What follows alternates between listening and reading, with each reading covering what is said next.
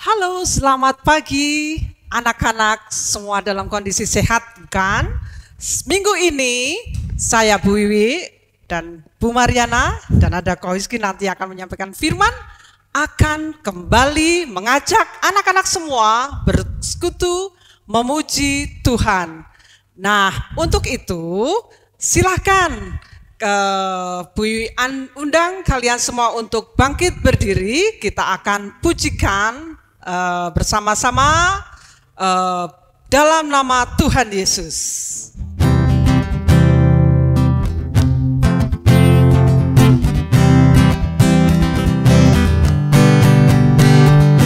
Dalam nama Yesus, dalam nama Yesus ada kemenangan.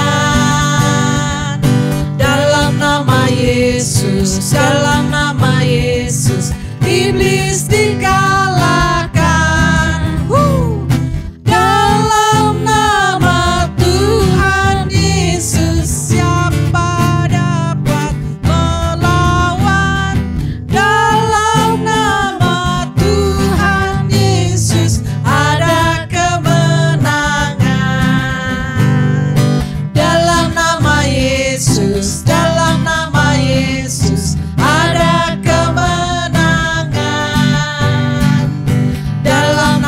Yesus, dalam nama Yesus iblis dikalahkan. Dalam nama Tuhan Yesus siapa dapat melawan? Dalam nama Tuhan Yesus ada kemenangan.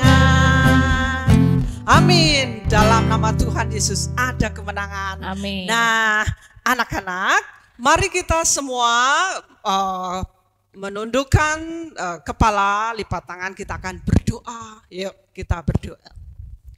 Tuhan Yesus, terima kasih jika kami semua pada minggu pagi ini boleh bersekutu. Kami ingin Tuhan, kami akan memuji nama Tuhan dan mendengarkan firman Tuhan. Tuhan pimpin kami semua. Terima kasih Tuhan, di dalam nama Tuhan Yesus kami berdoa dan mengucap syukur. Amin. Ya, Bu Wiwi harap kalian semua dalam kondisi baik, ya, sehat. Nah, mari kita semua, kita akan pujikan lagu yang kedua, yaitu Allahku besar. Ya, kita semangat, kita pujikan lagu berikut ini ya.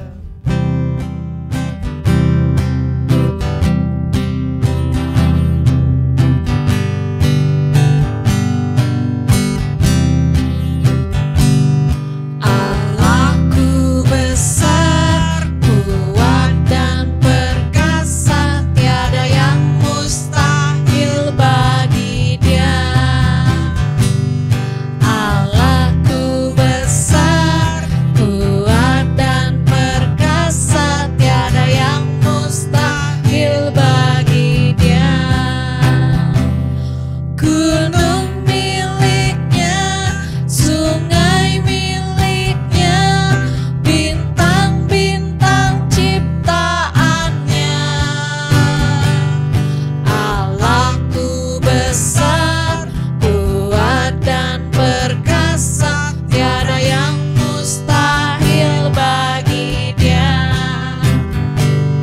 Allahku besar, kuat dan perkasa, tiada yang mustahil bagi Dia. Allahku besar, kuat dan perkasa, tiada yang mustahil bagi Dia. Gunung miliknya, sungai miliknya, bintang-bintang ciptaannya. Allahku besar, kuat dan perkasa, tiada yang mustahil bagi Dia. Amin. Ya, anak-anak, kita tetap sehat, kita tetap berdoa ya seperti yang Tuhan ajarkan agar kita senantiasa memuji Tuhan dan mendengarkan firman Tuhan juga. Nah, kita juga saatnya akan mendengarkan firman Tuhan. Nah, untuk itu kita akan pujikan yaitu Yesus Kuundang.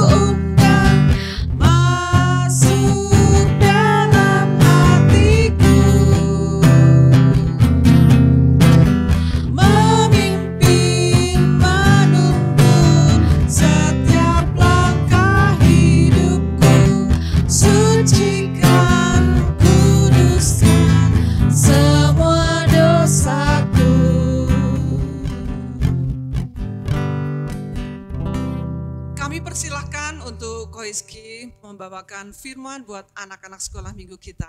Silakan Ko Iski. Halo adik-adik, apa kabarnya hari ini? Kak Iskia di sini dan ini adalah waktu kita untuk bersama-sama belajar tentang firman Tuhan. Yuk sebelum kita memulai, mari kita bersama-sama berdoa. Ya Tuhan yang Maha Kasih, terima kasih atas penyertaan-Mu. Saat ini kami akan bersama-sama belajar tentang firman Tuhan. Kiranya Tuhan memberikan kami hikmat agar kami mengerti tentang firman Tuhan ini. Dalam nama Tuhan Yesus kami telah berdoa dan mengucap syukur. Amin. Bacaan kita pada saat ini diambil dari Kisah Para Rasul 3 ayat yang pertama sampai yang ke-10. Kisah Para Rasul 3 ayat yang pertama sampai yang ke-10. Pada suatu hari, waktu sembahyang, yaitu pukul 3 petang, naiklah Petrus dan Yohanes ke bait Allah. Di situ ada seorang laki-laki yang lumpuh sejak lahirnya sehingga ia harus diusung. Tiap-tiap hari orang itu diletakkan dekat pintu gerbang bait Allah yang bernama Gerbang Indah untuk meminta sedekah kepada orang yang masuk ke dalam bait Allah. Ketika orang itu melihat bahwa Petrus dan Yohanes hendak masuk ke bait Allah, ia meminta sedekah. Mereka menatap dia dan Petrus berkata, "Lihatlah kepada kami." Lalu orang itu menatap mereka dengan harapan akan mendapat sesuatu dari mereka. Tetapi Petrus berkata, "Emas dan perak tidak ada padaku, tetapi apa yang kupunyai, kuberikan kepadamu. Demi nama Yesus Kristus, orang Nazaret itu, berjalanlah." Lalu ia memegang tangan kanan orang itu dan membantu dia berdiri. Seketika itu juga kuatlah kaki dan mata kaki orang itu. Ia melonjak berdiri, lalu berjalan kian kemari dan mengikuti mereka ke dalam bait Allah. Berjalan dan melompat-lompat serta memuji Allah. Seluruh rakyat itu melihat dia berjalan sambil memuji Allah. Lalu mereka mengenal dia sebagai orang yang biasanya duduk meminta sedekah di gerbang indah bait Allah sehingga mereka takjub dan tercengang tentang apa yang telah terjadi padanya. Nah, adik-adik yang terkasih di dalam Tuhan, pernah nggak sih adik-adik itu jatuh sakit? Misalnya pilek, flu, atau luka karena jatuh. Saya rasa adik-adik ataupun semua orang pernah mengalaminya. Orang yang sakit biasanya akan segera berobat, atau paling tidak berusaha untuk mengobatinya. Ada yang datang ke dokter, ada yang langsung minum obat kalau penyakitnya itu tergolong ringan. Nah, adik-adik yang terkasih di dalam Tuhan, pernah nggak sih adik-adik itu jatuh sakit? Entah pilek, flu, atau luka-luka karena jatuh. Saya rasa kita semua ini pernah mengalaminya gitu ya. Orang yang sakit pasti akan segera berusaha untuk mengobatinya. Ada yang pergi ke dokter kalau merasa penyakitnya itu tergolong berat atau parah. Ada juga yang segera minum obat kalau dirasa penyakitnya itu ringan saja. Nah, tapi adik-adik pernah nggak sih ketika sakit nih ya, ketika sakit lalu berdoa dulu sebelum diobati. Misalnya sebelum minum obat, dalam nama Tuhan Yesus, lalu minum obatnya. Nah, mari kita bersama-sama belajar dari bacaan kita nih. Pada suatu sore yang indah, kalau di dalam Alkitab kita dituliskan jam 3 petang, Petrus dan Yohanes pergi ke bait Allah untuk beribadah karena memang sudah waktunya tuh. Lalu ketika berjalan di pintu masuk bait Allah, ternyata ada orang sakit di situ. Meminta belas kasihan orang yang lewat di situ yang mau beribadah di sana. Nah, adik-adik sempat memperhatikan gak nih waktu membaca nih? Kenapa orang ini dibawa oleh orang lain untuk duduk di situ? Yang pasti alasannya adalah karena mereka merasa orang-orang yang datang ke bait Allah itu mereka adalah orang-orang yang baik, orang-orang yang mengasihi sesamanya. Nah, di bacaan kita, Petrus dan Yohanes yang adalah murid-murid Yesus, kalau kita baca ayat sebelum-sebelumnya, itu mereka tidak memiliki uang gitu. Tapi Petrus dan Yohanes justru mendatangi orang ini dan mendoakan agar ia cepat sembuh dari sakit penyakitnya. Dan ternyata setelah didoakan lalu dibantu untuk berdiri, ternyata sembuh loh. Dia sembuh, bisa berdiri, berjalan, bahkan memuji Allah, melompat-lompat, sukacita karena ia terbebas dari sakitnya. Nah, karena itu yang dilakukan Petrus dan Yohanes ini, dia berdoa dalam nama Yesus. Nah, adik-adik yang terkasih di dalam Tuhan, doa ini adalah sesuatu yang terlihat mudah gitu ya. Kita lipat tangan, tutup mata, dan kita bisa berkomunikasi dengan Tuhan, kita bisa bercerita dan lain sebagainya. Kelihatannya mudah gitu, tetapi ternyata nggak banyak orang yang ingat gitu. Bahkan cenderung untuk melupakan. Doa apa sih? Yang penting melakukan sesuatu seperti itu. Padahal kalau kita berdoa dalam nama Yesus sendiri itu sudah menjadi nama yang penuh kuasa. Kalau kita baca di dalam bacaan kita, para murid gitu ya, mereka sudah menerima Roh Kudus pada momen Pentakosta di minggu-minggu sebelumnya. Kita merayakan Pentakosta juga. Yesus berkuasa dalam apa yang dilakukan oleh murid-murid itu. Doa yang dinaikkan oleh Petrus ini menjadi bukti bahwa Yesus ini adalah Allah yang penuh kuasa, Allah yang maha kuasa. Ia bisa mengalahkan sakit penyakit. Nah, yang menarik nih, di dalam bacaan kita nih, orang yang sakit itu kan ada di bait Allah nih, di depan bait Allah. Tentu kalau di bait Allah itu, karena kalau di bacaan kita itu waktunya beribadah nih, pasti banyak orang dong yang datang dan lewat gitu ya. Ternyata nggak ada yang dituliskan gitu ya. Ada orang yang mendoakan mereka, mendoakan orang sakit ini. Jadi ada kesan kalau orang-orang yang datang ke bait Allah ini justru menyepelekan doa. Padahal doa itu sebenarnya adalah cara kita untuk menolong orang lain yang paling mudah gitu. Kalau kita nggak bisa melakukan sesuatu, misalnya menolong teman yang sedang kesusahan, kita doakan agar teman kita ini bisa segera terlepas dari kesusahannya. Termasuk kalau orang lain atau kita sedang sakit, kita berdoa, karena jelas kita tidak bisa menolong gitu ya. Kita tidak bisa menyarankan obat atau apapun. Yang bisa kita lakukan adalah berdoa. Semoga orang yang sakit ini segera sembuh dari penyakitnya. Adik-adik yang terkasih di dalam Tuhan, doa yang benar bila didoakan dengan yakin itu akan besar kuasanya. Tentu kita harus berdoa dengan tujuan yang jelas, yaitu kepada Tuhan. Tapi kita tidak boleh hanya berdoa saja. Kita harus juga melakukan sesuatu agar yang kita doakan ini segera terwujud. Oke, kita berharap bahwa Tuhan akan menyembuhkan kita. Tetapi masa kita nggak ada usahanya? Kita cuma berdoa. Kalau tidak dibarengi dengan kita minum obat, mungkin kita perlu ke dokter, atau kita menjaga diri, maka kesembuhan rasanya kok semakin jauh dari kita. Nah, berarti dengan demikian Allah akan menolong kita dan memberikan kita kesembuhan dari sakit kita.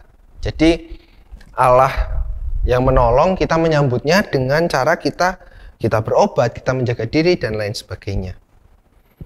Kita harus selalu ingat, walaupun Allah tidak bisa kita lihat, tapi Tuhan bisa kita rasakan.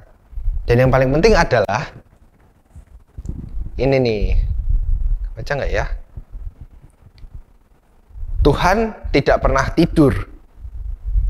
Tuhan selalu ada untuk kita. Tuhan tidak akan meninggalkan kita. Maka dari itu, mari kita bersama-sama berserah kepada Tuhan dan menjadi perpanjangan tangan kasih Allah di dalam dunia ini. Sebagai penutup, ada pantun nih. Main Free Fire sama teman, menang terus gak diganti. Yuk kita berserah pada Tuhan. Tuhan Yesus memberkati. Terima kasih Ko Hizkia yang sudah membawakan firman kepada anak-anak sekolah minggu kita. Dan kiranya anak-anak juga akan terus setia berdoa. Kita yakin dengan berdoa Tuhan menyembuhkan. Nah, anak-anak, bagi kita semua yang ingin mengucap syukur dengan memberi persembahan, kalian bisa lakukan, kalian bisa kirim ke gedung gereja, ya. Kemudian kita akhiri ibadah sekolah minggu kita dengan pujikan Yesus itulah satu-satunya.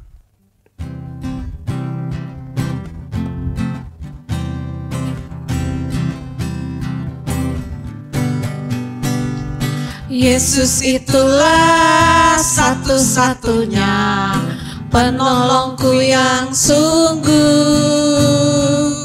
Dia berjanji akan kembali angkat kita semua. Oh, haleluya, puji Tuhan, upahmu besar di surga. Oh, haleluya, puji Tuhan, upahmu besar di surga.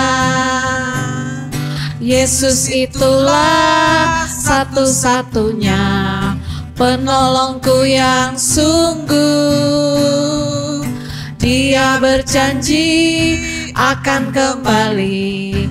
Angkat kita semua, oh haleluya. Puji Tuhan, upahmu besar di surga, oh haleluya.